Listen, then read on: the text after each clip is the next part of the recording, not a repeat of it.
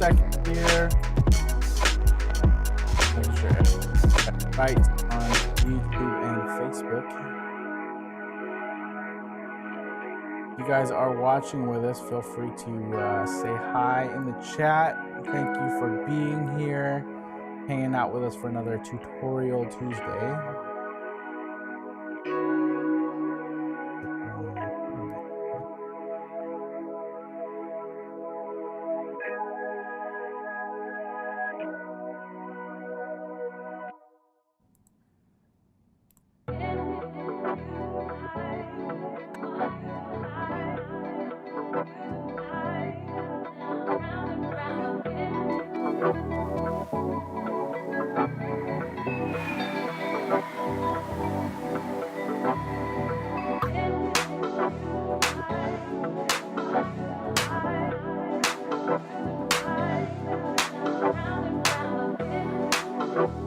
What is up, everyone, and welcome to another Tutorial Tuesday. Hopefully the sound is sounding right today.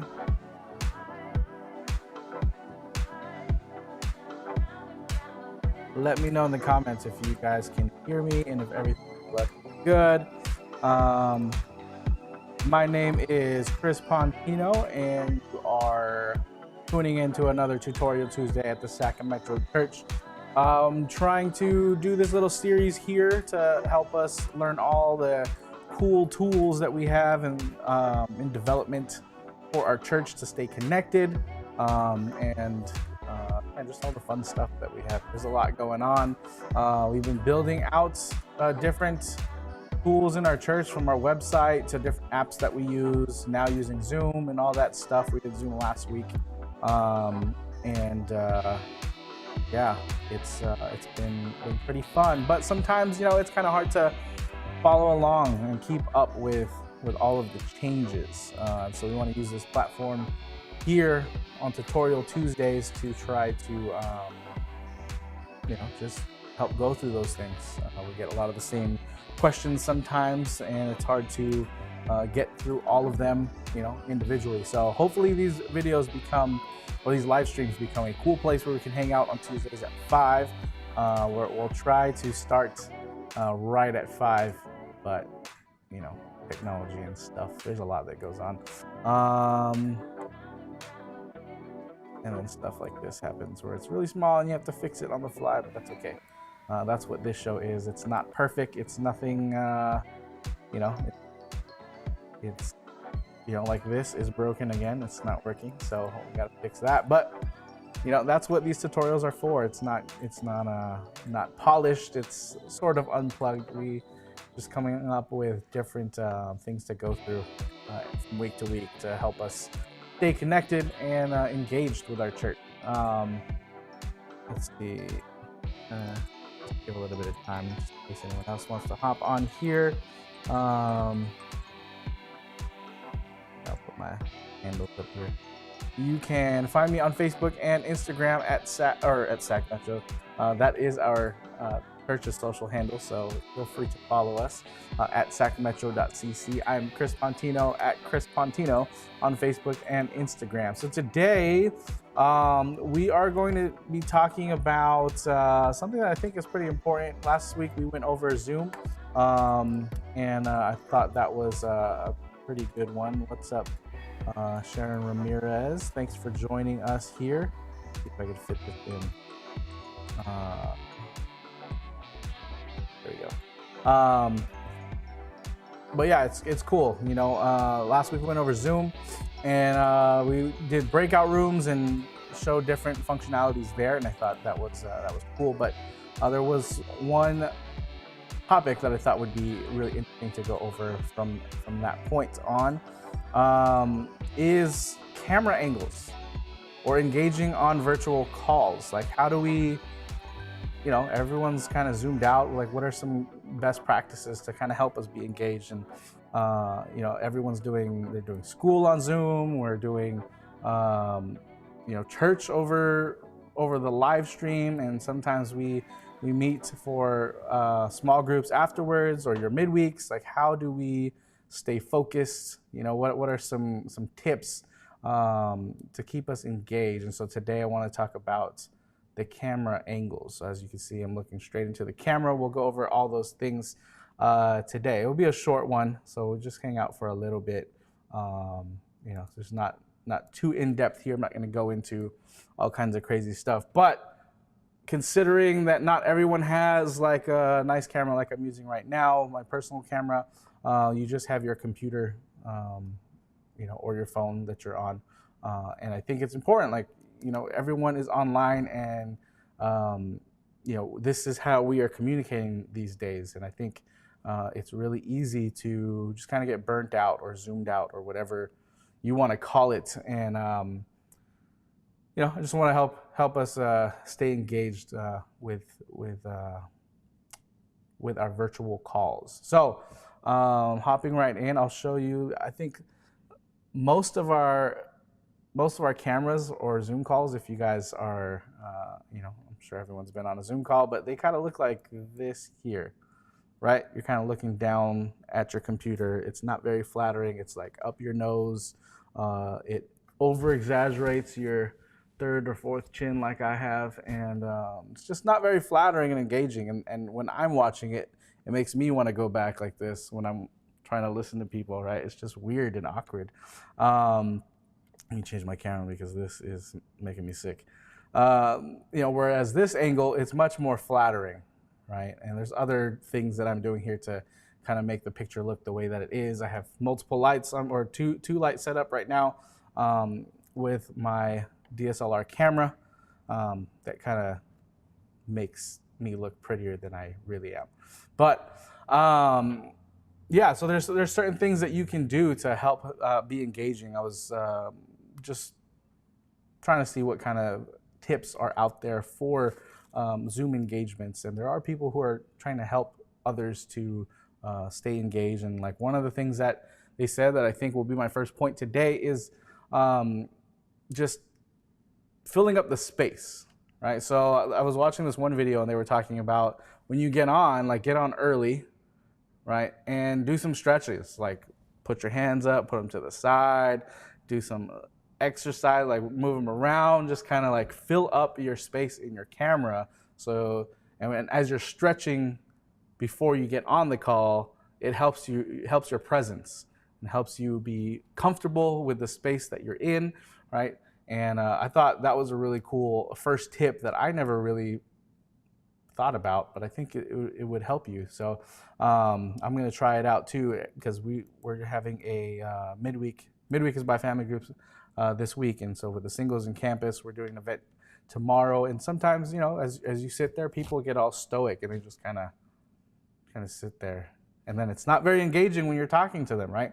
And even for you, as you're talking, you know, you want to be animated. Like people, the way that we communicate is very important, because it's not just verbal, right? The things that we say, the way we communicate, we like to look at each other and we get the facial expressions and you know, intonation in our as we speak, right?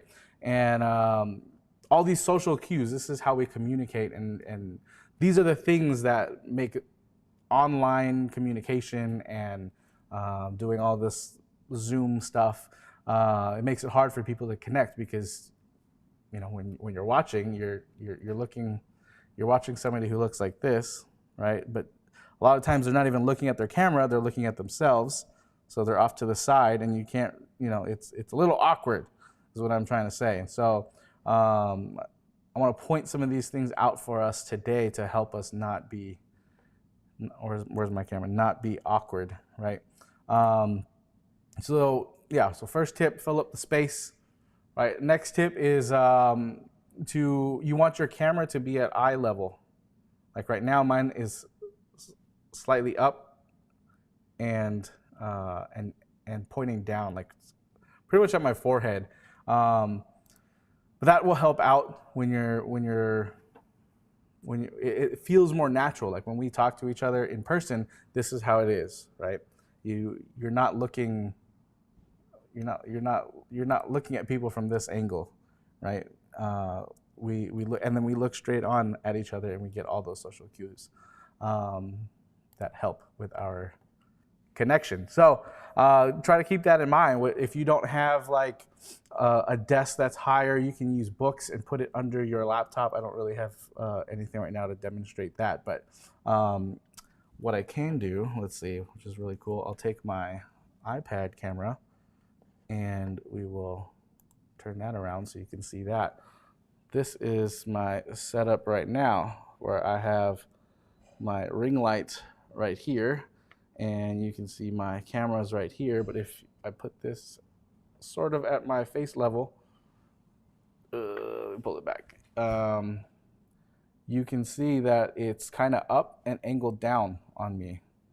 So that's helping the view not be so awkward, and a little bit more flattening on the face. A lot of photographers use this technique also to help with just make the face more flattering. You get better lines on your face. Let me switch back here so you can see better lines on your face. You don't see all this, right? And I have my lighting set up so that you can see, or you don't see. It kind of hides some stuff, makes your face look a little thinner, a little more flattering on the camera.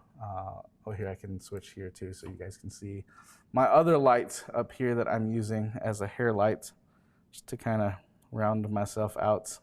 You can see on the other on the main camera, there's light here and just kind of separates me from the back. So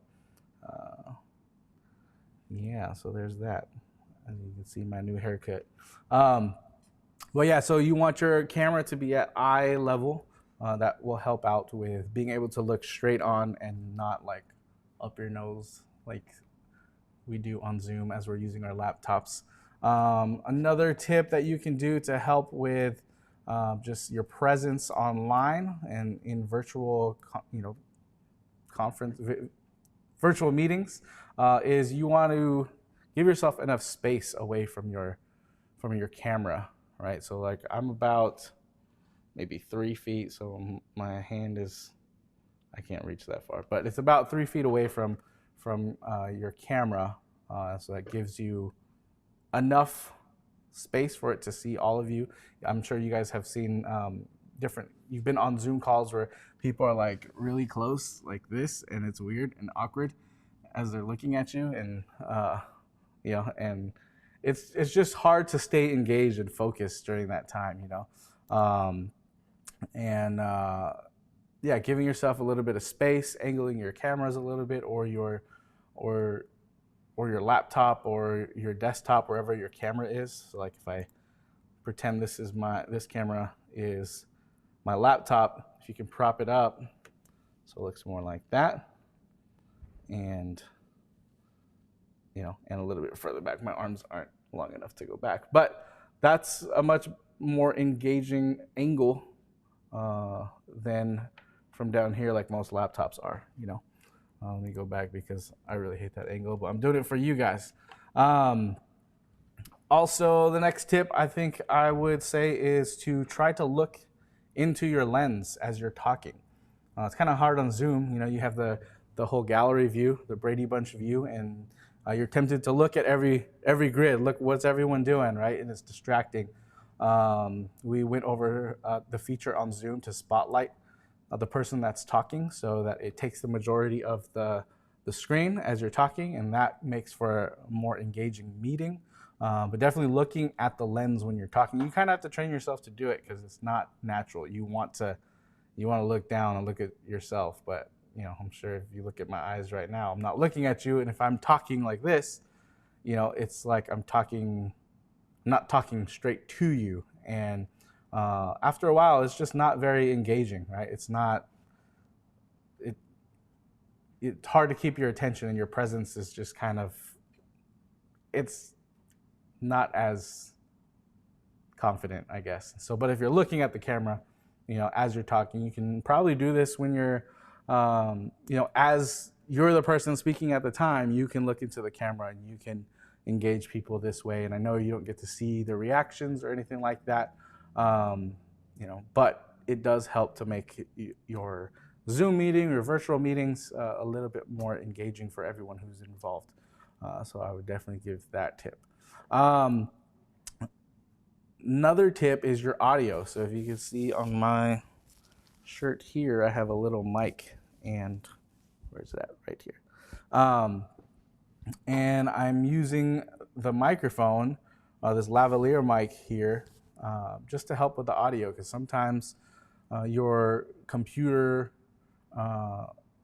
microphone is not the best, right? And it's not fine-tuned in any way, shape, or form. So it's picking up everything around you, and sometimes that gets distracting. So you can pick one up on Amazon. It's pretty, pretty decent, pretty cheap. There are USB ones that work for your computer. It has this little clip, little mic here.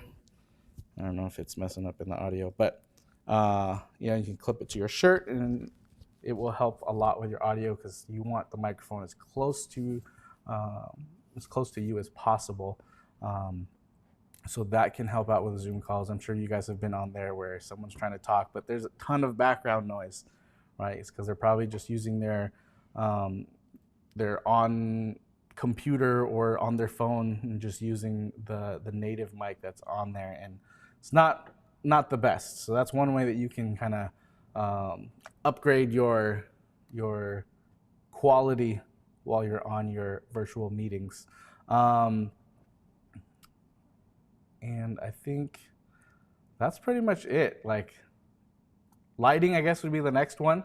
If you want to step up your game, and make your virtual meeting a little more engaging.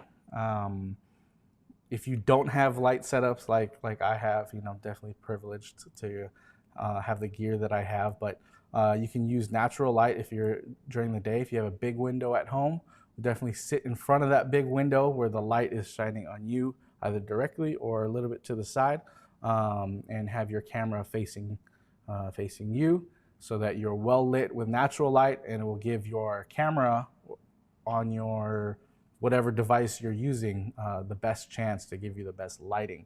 The best lighting is natural lighting, so if you can do that, that would be awesome. If not, look for a pretty bright area of your house or wherever you're at, and try to use that. And you want to be careful with some of the lighting. Like, you don't want too much backlighting, because what will happen is you will turn into a shadow pretty much, and everything behind you will be exposed, and you can see all that, and that's not what you want. We want to be able to see you, because when you're engaging in your virtual meeting, that's the whole point, right? Is we're trying to engage and connect, and you want to eliminate as many distractions as possible. I think it's a good segue to the next point of, look at your background. Mine is pretty plain. I wanted to put some stuff up eventually. Once I get some time, I'll put up some cool stuff and maybe extra lights to just make it that much more fun, right? But you want to pay attention to your background. If your background is if it has too much clutter, especially if you're on a business meeting or a professional meeting, it speaks volumes to those who you're engaging with, and you don't want to send the wrong message, right? Especially for work. If you're on your virtual call at work and you got clutter everywhere, and it just looks, it might affect the way that they receive you online, right? And nobody wants that, right? So try to get a clean background, spend the extra 5-10 minutes tidying things up or removing whatever distractions, and that will help with that part of it. What else as far as, I don't know, if you guys have any questions, you can ask about how to keep it engaging. But I thought that this would be a good topic, a nice little quick tutorial of how to, how to set up your angles when you're on your virtual meetings, just to stay engaging. We want to remember that too, that we want to engage with people when we're on there, right? Because this is one of the few mediums that we have right now to be able to connect, and everyone is on some kind of virtual call every single day. And I just wanted to encourage you guys to put in the effort. We want to influence the world. We want to influence our coworkers, our family, who even our small groups. And I think a little bit of time prepping and getting ready, like that's another good tip. Like actually get ready for when you go on. Like I have my hair did today, and I try to put something simple on or something that looks a little more than just rolling out of bed. Even though I know some of us do that, right? You wake up for work, probably on your phone, and then just rolling into your meeting. And I'd like to encourage you guys to get up earlier than when your meeting's supposed to be, kind of get dressed and be ready and turn your camera on, even though you might be the only one if that's the culture that you're in with your virtual meetings. But we are definitely learning with the teens, like the meetings go, it's such a different vibe, and that's what we're trying to create, this vibe in our meetings, and helping to influence and encourage one another. And there's definitely a difference when you're on a meeting with just blank screens, right, and just has their name over it or their picture, versus like being on the meeting where everyone's video is on and everyone is listening. You can see them, you can chat with them.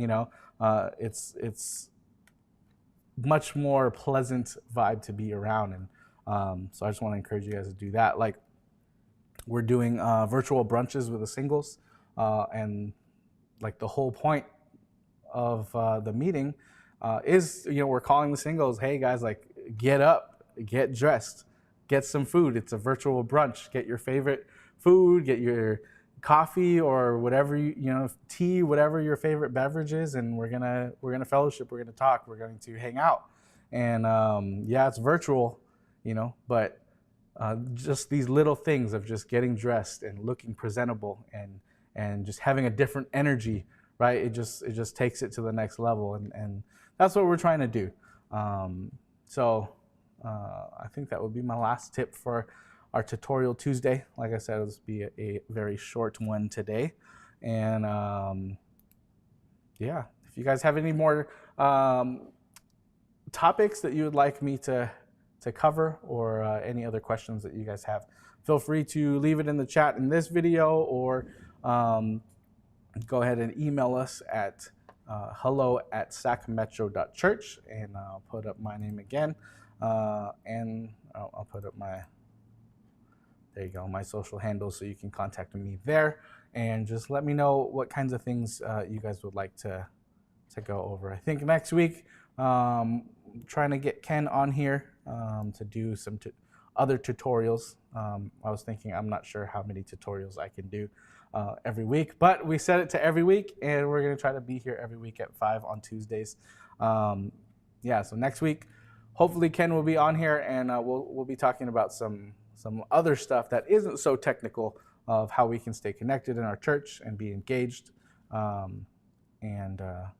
just leverage all the tools that we have, making the most of every opportunity. So guys, thanks for staying on with me again. Sorry for the late start, but that's just how live stuff works. It's not impossible, but pretty hard to get everything working just exactly the way you want it at the right time, and switching everything while you're going live. So with that, we'll see you guys next time, and thanks for joining us. See you later. Peace.